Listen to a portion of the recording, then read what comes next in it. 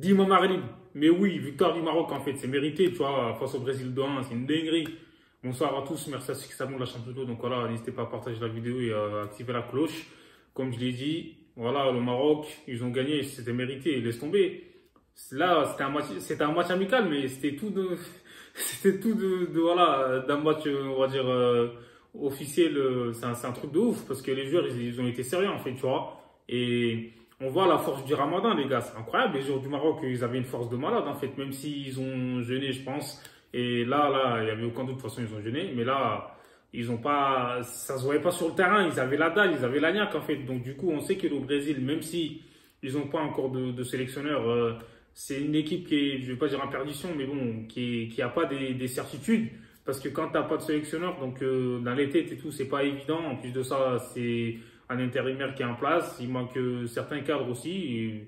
Ils n'étaient pas là. Mais c'est pas une excuse, comme je l'ai dit. Et le Maroc, aujourd'hui, ils ont fait la différence. Honnêtement, c'est une dinguerie. Donc voilà, quoi. Bouffal, il a marqué son but. Franchement, Bouffal, je sais pas ce qu'il fait à Angers. Normalement, c'est un mec qui est taillé pour jouer dans un grand club. Moi, je trouve, après, voilà, il manque de régularité sur toute une saison. Mais je ne comprends pas.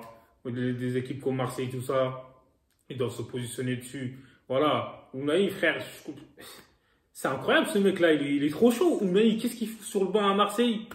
Igor, tu dors. Faut que tu te réveilles. C'est incroyable. Tu vois, t'as une pépite avec toi, mais il chope la banquette à Marseille. Je comprends pas, moi.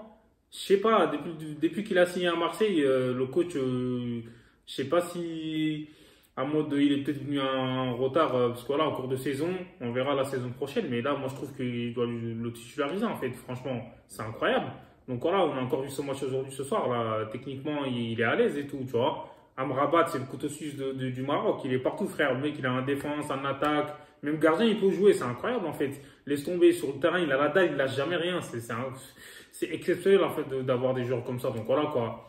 Et je trouve que Hakim Ziyech, c'est le roi des galettes en fait. Rien qui distribue des galettes, ça.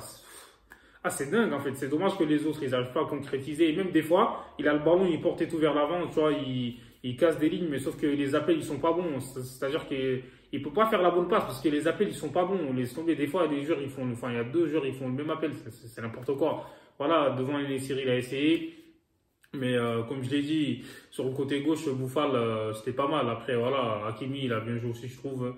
Mazraoui, il aurait peut-être pu marquer un premier mi-temps. Il n'a pas claqué son but. Et voilà. Et le Maroc, en première mi-temps, ils ont eu beaucoup plus d'occasions que le Brésil, en tout cas pour moi. Le Brésil, en deuxième mi-temps, ils se sont réveillés. Mais en première mi-temps, on sait que Vinicius, il était chaud. C'était quasiment le seul, en fait, qui sortait d'îlot. Rodrigo, on l'a pas trop vu, frère. Après, il était là, il frappait les coups de pied arrêtés, tout ça. Ça suffit pas. Et comme je l'ai dit, Paqueta, frère, depuis qu'il est parti à West Ham, là, on voit plus trop le mec. Laisse tomber.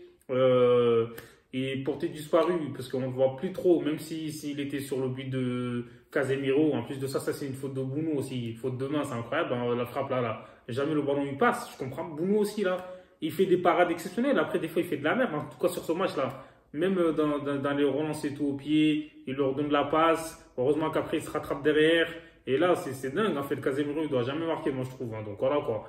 Après, devant au Brésil, là, c'est pas trop ça. Hein. Quand Neymar il est pas là, j'ai l'impression que j'ai du mal à concrétiser. Et Anthony, bon, il est rentré après, mais bon, c'était pas trop ça. Rafinha, il a pas été pris. Et derrière, là, comme je l'ai dit, c'est compliqué, quoi. Le gardien, il a même ni Ederson ni Alisson. Et, voilà, le Maroc, comme je l'ai dit, franchement, ils ont mérité cette victoire devant leur public et tout. Voilà, il n'y a rien à dire en fait. Voilà, on s'est régalé. C'était un match amical, mais c'était pas mal. Tu vois, donc voilà. Et c'est pas un hasard que le Maroc a fait une demi-finale de Coupe du Monde. Hein. Il y en a beaucoup qui pensent que c'est pas un hasard. Ils sont là, ils sont chauds. Voilà, on est avec eux. Et on s'est régalé quoi. Donc voilà, Allah qui est rentré. Moi je trouve que ce mec-là, il a une belle qualité de centre en fait. Voilà, faut l'exploiter. Il est très très chaud, le latéral gauche là, du Maroc là, c'est une dinguerie. Dites-moi ce que vous en pensez en commentaire, abonnez-vous, hasta luego, fuego!